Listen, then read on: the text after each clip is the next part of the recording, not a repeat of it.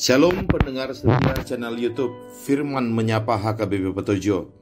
Kiranya damai sejahtera Tuhan senantiasa memenuhi hidup kita sekalian. Amin. Marilah kita memasuki persekutuan dengan Tuhan melalui doa. Mari kita berdoa.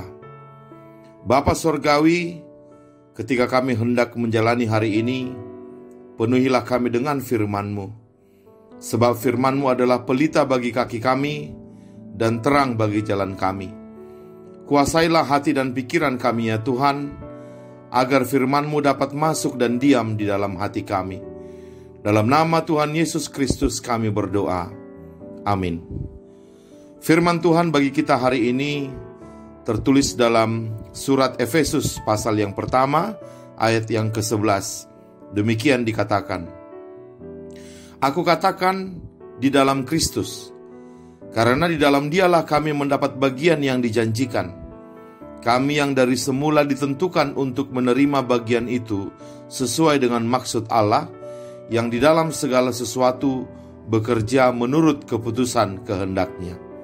Demikianlah firman Tuhan, yang berbahagia adalah orang yang mendengarkan firman Tuhan serta memeliharanya. Amin. Jemaat yang dikasihi Tuhan, pada saat kita menerima sesuatu dari seseorang, sebenarnya ada dua hal yang terjadi, yaitu ada pihak yang memberikan, kemudian ada pihak yang menerima. Artinya, bisa jadi seseorang telah memberikan, tetapi kita tidak atau belum menerimanya. Karena apa? Mungkin karena kita salah menulis alamat, atau mungkin karena posisi kita sedang tidak berada di alamat yang kita tuliskan. Saya berikan contoh. Anggaplah seseorang mengirim sebuah bingkisan kepada kita via pos. Tetapi karena kita salah menuliskan alamatnya, setelah lewat 2 minggu, kita belum kunjung menerima bingkisan tersebut. Ataupun kita sudah benar menuliskan alamatnya, tetapi karena pada saat bingkisan itu sampai, kita tidak menerimanya, karena kita sedang tidak berada di tempat. Pertanyaannya adalah, apakah si pengirim sudah mengirimkan bingkisan tersebut? Jawabnya, tentu saja sudah. Tetapi karena salah alamat, maka kita belum menerimanya. Atau karena kita sedang meninggalkan alamat yang kita tuliskan, maka itu pun membuat kita belum menerimanya. Maka demikianlah bunyi firman Tuhan hari ini. Tuhan sudah memberikan segala janjinya kepada kita ketika Dia memberikan Kristus. Jika hari ini kita belum menerima janji tersebut, itu bukan salah Tuhan. Seringkali ketika seseorang belum menerima janji Tuhan atau berkat Tuhan, dia berpikir bahwa itu terjadi karena Tuhan belum memberikan janji tersebut. Maka ayat renungan kita hari ini mengatakan, Aku katakan di dalam Kristus, karena di dalam Dialah kami mendapat bagian yang dijanjikan itu. Jadi sederhananya, ayat di atas mengatakan bahwa kita butuh iman untuk menerima segala kasih karunia yang telah Tuhan berikan. Iman untuk tetap tinggal di dalam Kristus. Karena hanya ketika kita berada di dalam Kristuslah kita dapat menerima semua berkat yang Tuhan janjikan kepada kita. Pertanyaannya adalah, mengapa hanya di dalam Kristus? Mengapa harus di dalam Kristus? Kalau kita baca Ulangan 28, kita akan menemukan semua berkat yang Allah janjikan kepada bangsa Israel. Tetapi sebelum Allah mengucapkan berkatnya, Allah terlebih dahulu berkata di Ulangan 28 ayat 1-2, Jika engkau baik-baik mendengarkan suara Tuhan Allahmu dan melakukan dengan setia segala perintahnya yang kusampaikan kepadamu pada hari ini, maka Tuhan Allahmu akan mengangkat engkau di atas segala bangsa di bumi. Segala berkat ini akan datang kepadamu dan menjadi bagianmu jika engkau mendengarkan suara Tuhan Allahmu. Jadi di sini Allah berjanji kepada bangsa Israel, jika mereka setia melakukan semua hukum Taurat, barulah Tuhan akan mengangkat mereka di atas segala bangsa di bumi. Barulah Tuhan memberikan kepada mereka semua berkat yang Tuhan janjikan. Mari kita simak apa berkat yang Tuhan janjikan kepada bangsa Israel. Tuhan berjanji mengatakan, berkat ini akan datang kepadamu dan menjadi bagianmu. Diberkatilah engkau di kota, diberkatilah engkau di ladang. Diberkatilah buah kandunganmu, hasil bumimu, dan hasil ternakmu. Diberkatilah bakulmu dan tempat adonanmu.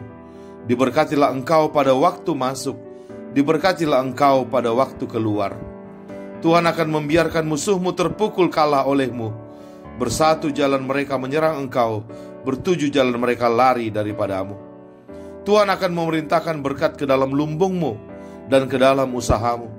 Tuhan akan melimpahi engkau dengan kebaikan. Tuhan akan membukakan perbendaharaannya yang melimpah, yakni langit, sehingga engkau memberi pinjaman. Tuhan akan mengangkat engkau menjadi kepala, bukan ekor.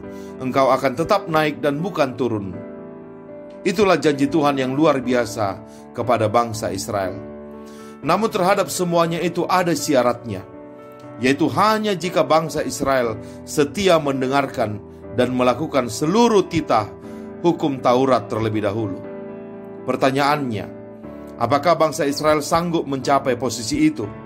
Apakah bangsa Israel sanggup melakukan dengan setia semua perintah yang terdapat dalam hukum Taurat? Jawabnya, tidak.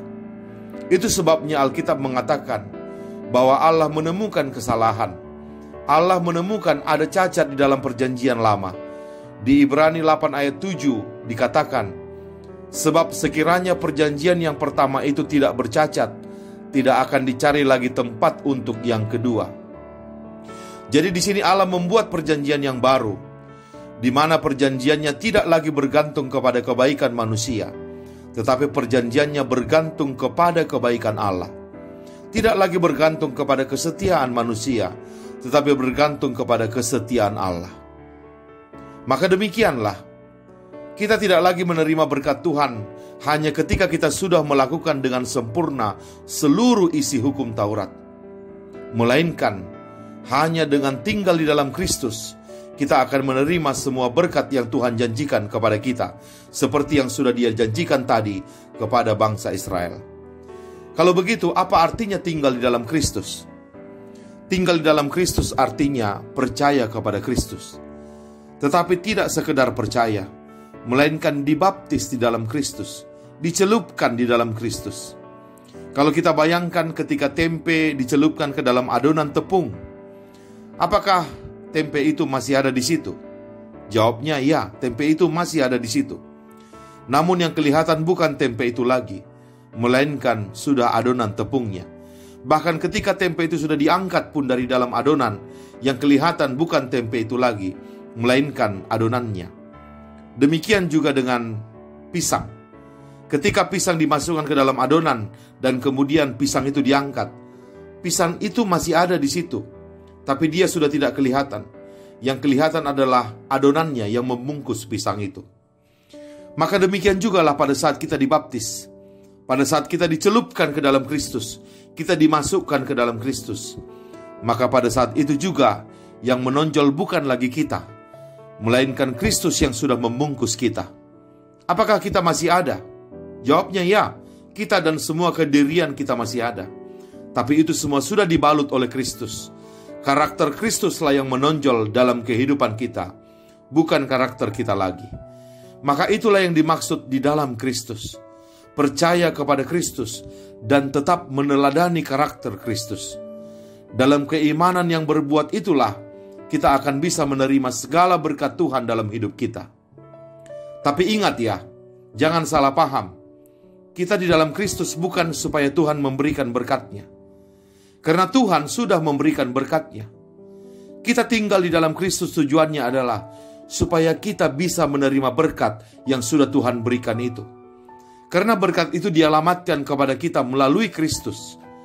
Jadi kalau kita tidak tinggal di dalam Kristus, berkat itu sudah diberikan, sudah dikirimkan, tapi kita tidak kunjung menerimanya, sebab kita tidak berada pada alamat yang benar. Maka tidak usah pikirkan berkat-Nya, karena memang Tuhan pasti akan memberikan berkat-berkat-Nya kepada kita, dan Tuhan sangat tahu apa yang kita perlukan. Yang perlu kita perhatikan hanyalah apakah sekarang kita berada di dalam Kristus atau tidak. Kalau kita sudah berada di dalam Kristus, otomatis berkat itu akan sampai kepada kita dan kita akan menerimanya. Karena Tuhan sudah menjanjikan itu kepada kita. Selamat tinggal di dalam Kristus dan selamat menerima berkat-berkat Tuhan. Amin. Mari kita berdoa. Terima kasih ya Bapa, karena melalui firman ini Engkau mengingatkan kami bahwa sedikit pun Engkau tidak pernah lupa akan janji-Mu kepada kami. Kalau Engkau sudah memberikan janji itu, sudah mengirimkan berkat itu, maka kami belum menerima.